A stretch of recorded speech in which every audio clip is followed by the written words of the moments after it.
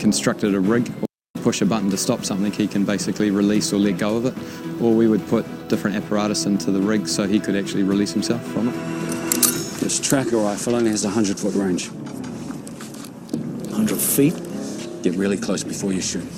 The MEG tagging sequence was done out in the Hauraki Gulf and then also in the tank. We'd constructed a rig off the side of one of the boats that basically dragged him through the water, and it was controllable enough that we could have a crane and camera team on there to film him. And then we also did it in the tank behind me on winches, where he was pulled under the water at different speeds with different camera positions. So yeah, it was an exciting sequence. And also did a rig with him where he was kicking the shark in the head, and we had him on a ratchet that was pulling him up out of the water.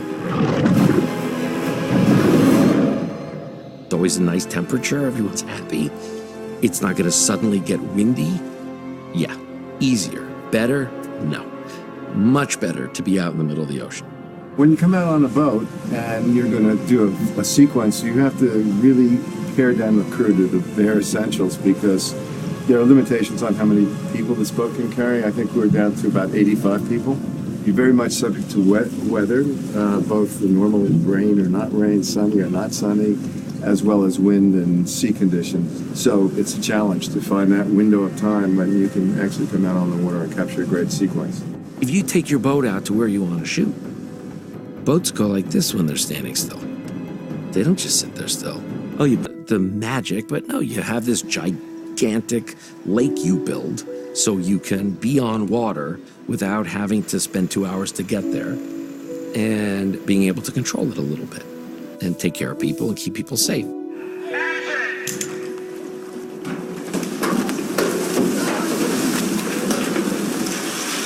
So we've shot on the water a number of different times in MEG, and it is exhausting.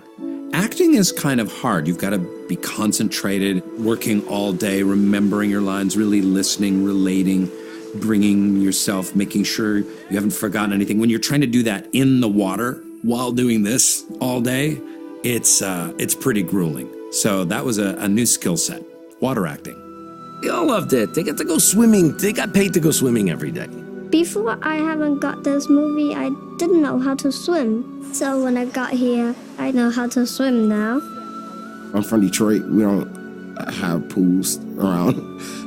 So, swimming was not something that I did a lot as a kid or as an adult. And so it didn't come naturally to me, but coming here and these guys, the stunt guys, they were fantastic and getting me prepared and ready and comfortable in the water since we had to spend so much time in it. So that worked, right? That looked great. All right. Good luck. When the actors showed up on set, they had a 1-week water safety course where the stunt team took them through swimming lessons and survival lessons and all this stuff. You work with a child actor, especially someone like Sophia, and she is so ready. She's just rehearsed and knows what she wants to do and has practiced her stuff and wants to please. And then you come to the set and the director, as he's talking to her about what's going to happen, heaves her in the water. It's awesome. She was so mad at me. But she got in. She loved it. She couldn't get into that water fast enough. Yeah, I just loved it, and I was so excited, and Paige threw me into the ocean, and then I was like, that was so fun. Before I met her, I was like, okay, this is gonna be my little pal here. And so from the very first day I met her, we gravitated to each other. We dance together, we rap together. We have a good time, like we're friends. And this has been for the entirety of the project. 3 months later, and we're finally doing this scene. I want to make sure we had that rapport beforehand so that she trusts me and so that she know that she was safe. And I think she did. Paige says that he is saving me like a joke. And then I said, I'm saving you. Actually, we're both kind of saving each other. I think she felt safe with me, and that platform was very small, but it also made the adrenaline kind of go because you want to get it right, and which helps in the situation that we're going through as actors. Teamwork. I am so tired. I'm exhausted. I didn't think that I needed to do too much training in swimming. I was wrong. There was one day, it was like 2 days ago, where Cliff was just hanging out and he's talking to me and we're treading water and I could not have a conversation. I could not keep up his conversation. He's talking to me like we are now. And I realized that he had a floating device underneath him and I didn't. And so I was starting to like get a bit faint. And I was like, I'm feeling a bit unfit here. And he's like, oh, you don't have one of these? I was like, no, I do not have one of those. You will give me that. I thought he was the most fit man on the planet. This wasn't part of the job description. None of this was part of the job description. They failed to mention that part. One day I remember at the end of the day, I couldn't move when I was done. I've never been so tired after a day of acting before. I'm really glad you're capturing this. I think one of the days was almost 8 hours in the water solidly. And between treading and sprinting for my life, for that entire time, I got to the very end and my body couldn't do it anymore and I had to be like lifted out of the water by Jason and Rain for one of the scenes and they were like, oh, that's your last take. You didn't even make it to the boat. They were like, and I was like, I don't remember the last 4 seconds of what just happened, so you must be right. Just a lot of new challenges, but it's been a really cool adventure too. I'm not really a good swimmer and a diver, and I had never seen a shark cage until I did this movie. In a shark cage, by yourself, and they close all of the door, it seems like claustrophobic, but our crew is so professional, they're gonna make me very safe.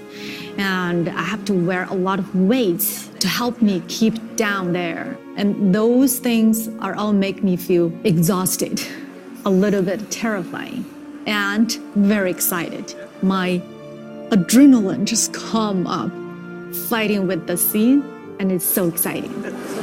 You're tired already? Yeah. Oh my God, I'm scared. Because you're nervous. I'm not scared of the water. I'm scared. Why do I feel tired? Because you don't breathe enough. Water is just a dangerous place. Every time you've ever seen a movie where someone's swimming, there is somebody in a wetsuit scuba diving beneath them. Every movie you have ever seen. And we are constantly editing around bubbles. It was just a blast. I didn't have to get in the actually cold water. Jason Statham did, though. Had a couple of stunts that he did himself, diving off the boat, being dragged behind the boat in all kinds of various ways. And I got to hand it to him. That's some tough stuff. And he just, no pun intended, he dove right in. I'm going to make this thing bleed. See, and what you said before, you were right. It's not about the people you lose. It's about the people you save. Signing off. Making scary movies and scary things, it's so fun for a director. That's the challenge, right? It's a complete manipulation, and we know it. That's why we go to horror films. But we also know we live in a world of big, flashy, visual effects, holy Moses, big movies. And you also